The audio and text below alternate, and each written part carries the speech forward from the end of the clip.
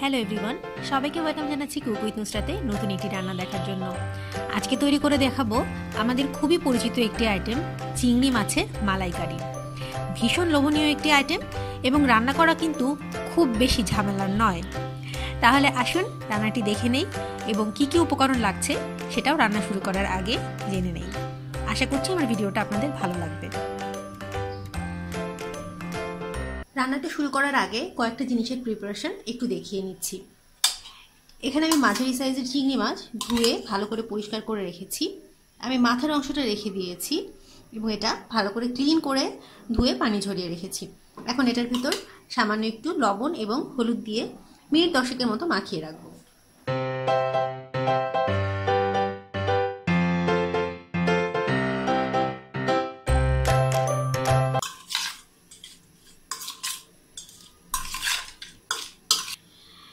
এখানে আমি 1 কাপের মতো কুড়ানো নারকেল নিয়েছিলাম, যেটাকে মিনিট 15 হালকা গরম পানি দিয়ে আমি ভিজিয়ে রেখেছিলাম।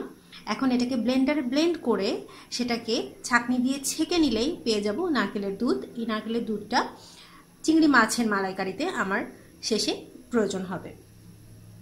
আমি দিয়ে দিচ্ছি সরিষার তেল।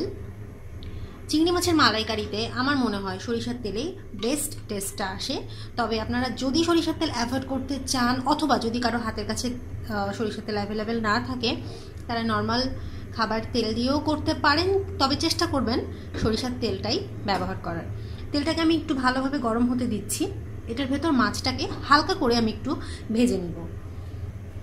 মাছগুলো দিয়ে দিচ্ছি। জাস্ট এপিট ওপিট একটুখানি নাড়াচাড়া করেই আমি মাছটা তুলে ফেলবো।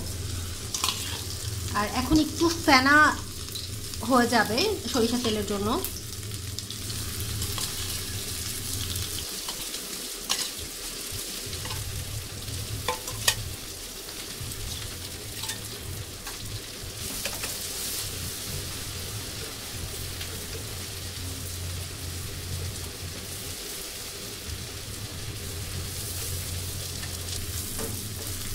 এর বেশি আর প্রয়োজন নেই, কারণ চিংড়ি মাছ কিন্তু খুব বেশি সময় রান্না বা ভাজি করলে সেটা শক্ত হয়ে যায়।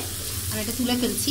আমি যে হালকা করে একটু একটা ফ্রাইড ভাব আনতে চেয়েছিলাম সেটা হয়ে গেছে।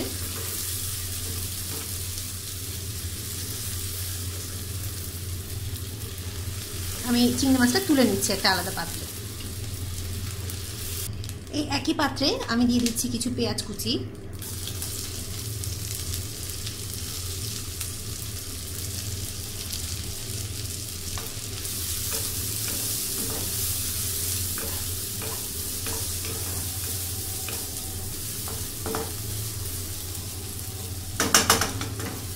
পেঁয়াজটাকে একটু হালকা করে নাড়াচাড়া করে নিচ্ছি।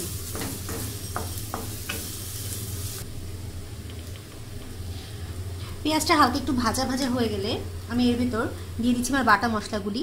প্রথমে দিয়ে দিচ্ছি 1 টেবিল স্পুনের মতো রসুন বাটা, 1/2 টেবিল স্পুন আদা বাটা,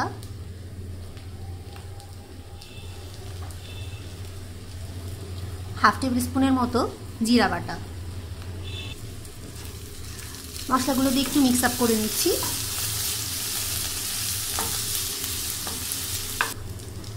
দিয়ে দিচ্ছি কয়েক টুকরো তেজপাতা, 1/4 টিস্পুনের মতো লাল মরিচের গুঁড়া, 1/4 টিস্পুন গরম মশলার গুঁড়া,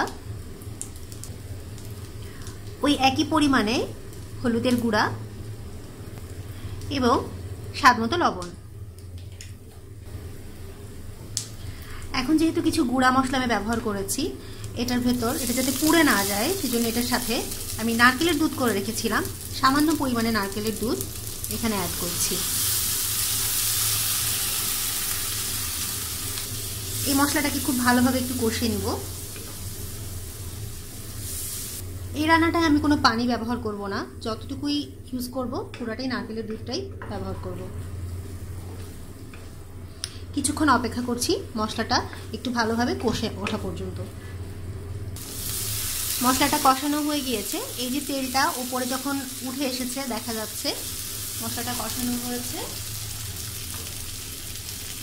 এর ভেতর আমার যে ভেজে রাখা মাছগুলো ছিল সেটা দিয়ে দিচ্ছি।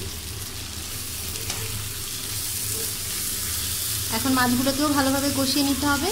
কিছুক্ষণের জন্য, খুব বেশি সময় না, আমি মিনিট খানেকের বেশি কষাবো না। মাছটা ভালোভাবে কষে এসেছে।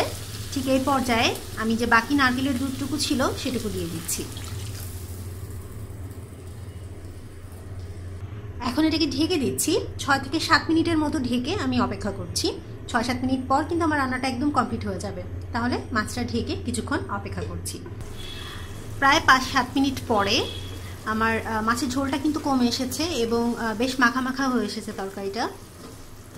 একদম শেষের দিকে আমি দিয়ে দিচ্ছি 1 টিস্পুনের মতো চিনি, সেই সাথে দিয়ে দিচ্ছি কয়েকটা ফালি করে রাখা কাঁচামরিচ, শুধুমাত্র ফ্লেভারের জন্য। এটা কিন্তু খুব বেশি ঝাল হবে না। এখন ওপর থেকে ছিটিয়ে দিচ্ছি 1 পিঞ্চের মতো ভাজা জিরার গুঁড়া।